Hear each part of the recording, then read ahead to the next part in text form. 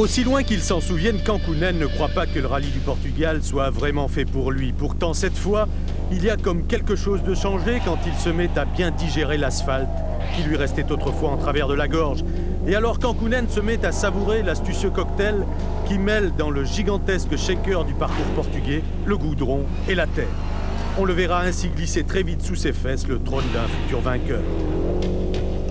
D'autant que Didier Auriol ne sera plus là pour contester sa suprématie moteur cassé pour le Français dès le début du début.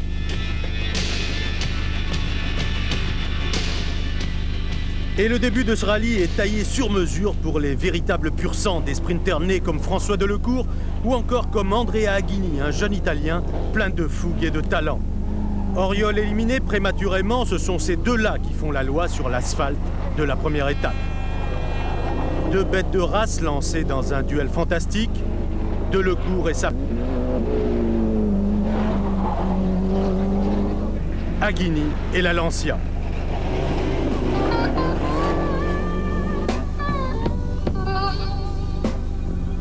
Et c'est François Delecourt qui conservera l'avantage au terme d'une première étape qui lui permet alors tous les espoirs.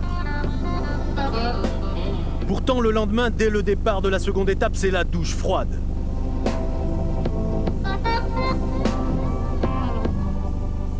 Delecourt a ce visage décomposé que l'on a déjà trop vu. C'est l'abandon injuste, terrible. Le carter de la Ford pisse son huile comme son sang et Delecourt doit renoncer. Le Portugal, lui, ne change rien à ses habitudes.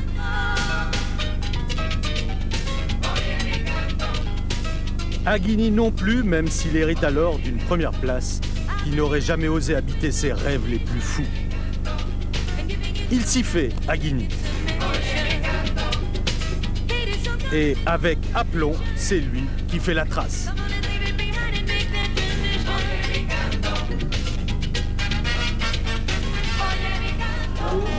À 2 secondes seulement, Biasion emmène la meute, un Biasion à nouveau superbe qui fait plaisir à voir après son désarroi du Monte-Carlo. Mais ici, au moins, la Ford est à la hauteur.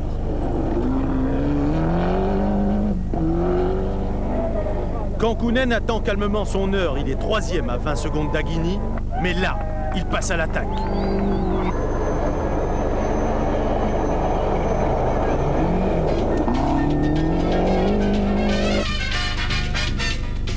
Et Sainz, au volant d'une Toyota qui n'a pas encore l'efficacité de sa devancière, accuse un retard supérieur à la minute.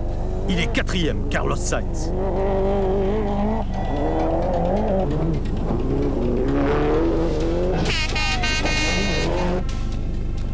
Fin de la deuxième étape, Andrea Aghini n'a pas résisté aux assauts de Juha Kankkunen. Bon, pour le moment, je suis 2e, mais ce sera difficile de préserver cette position acquise sur l'asphalte, car sur la terre, ce n'est pas encore terrible. Le 3e, c'est Biasion, à 51 secondes de Kankkunen. 4e, Carlos Sainz, à 1 minute 18. Derrière viennent Schwartz, Ericsson, Allen, Salonen, rien que du beau monde. Chatriot est 10e. 3e étape, comme d'habitude au Portugal, la foule est énorme.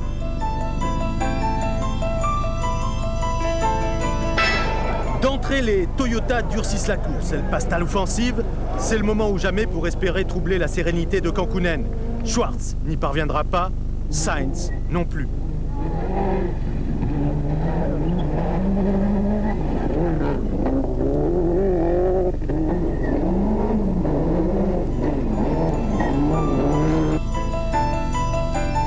Chez Toyota, il y a encore beaucoup à faire pour arriver au niveau des Lancia.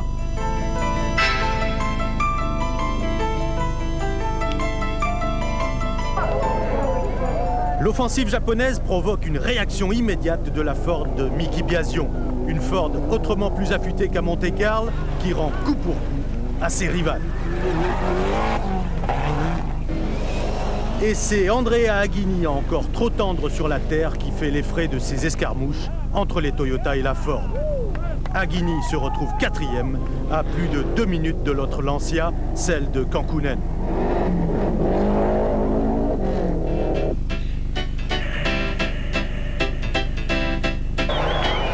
Car c'est Juha Kankkunen qui mène la danse avec une maîtrise parfaite. Pourtant, le triple champion du monde finlandais a frôlé la catastrophe lorsqu'une spectatrice insouciante l'a obligé à un écart violent pour l'éviter. La Lancia a tapé de l'arrière dans un muret et ses suspensions y ont souffert. Impassible, Kankkunen continue sa démonstration avec 1 minute 18 secondes d'avance sur Biasion et 1 minute 37 sur Sainz. À la fin de l'étape, l'assistance Lancia sait ce qu'il lui reste à faire pour redonner toute sa vitalité à la voiture de Kankkunen. Et là, c'est le pied.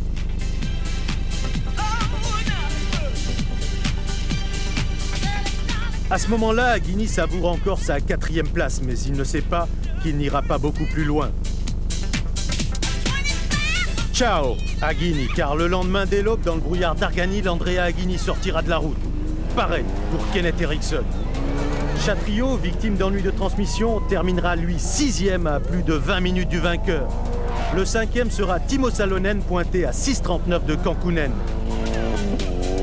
4e, Allen, la 3e Toyota, celle de Schwartz, achèvera sa course, comme souvent, en dehors de la route. 3e, Carlos Sainz, malgré un turbo cassé.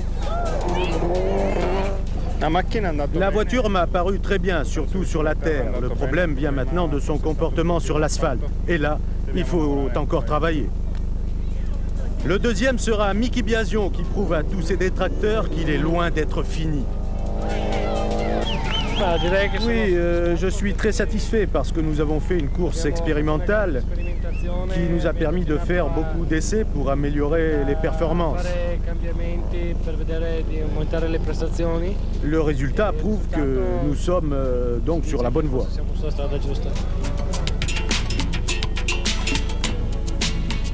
Mais rien à faire ici contre Juha Kankkunen, qui fête sa première victoire portugaise.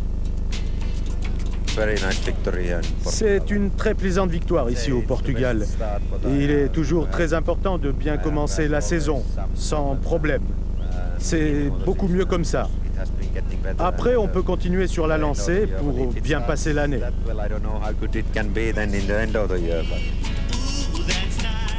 Une saison commençait idéalement pour le triple champion du monde finlandais, qui, après sa 3e place à Monte-Carlo et sa victoire ici, peut même commencer à envisager une 4e couronne mondiale.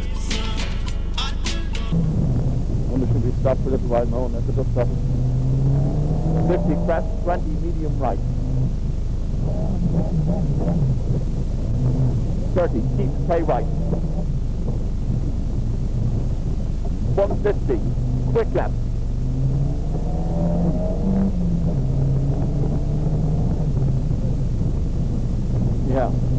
70, flat left. 70, fast right front. 40, hairpin left. The fast right front. 40, hairpin left. Oh, Jesus, no. Don't believe this. Don't believe this. All right. Oh, good. Okay. Yes.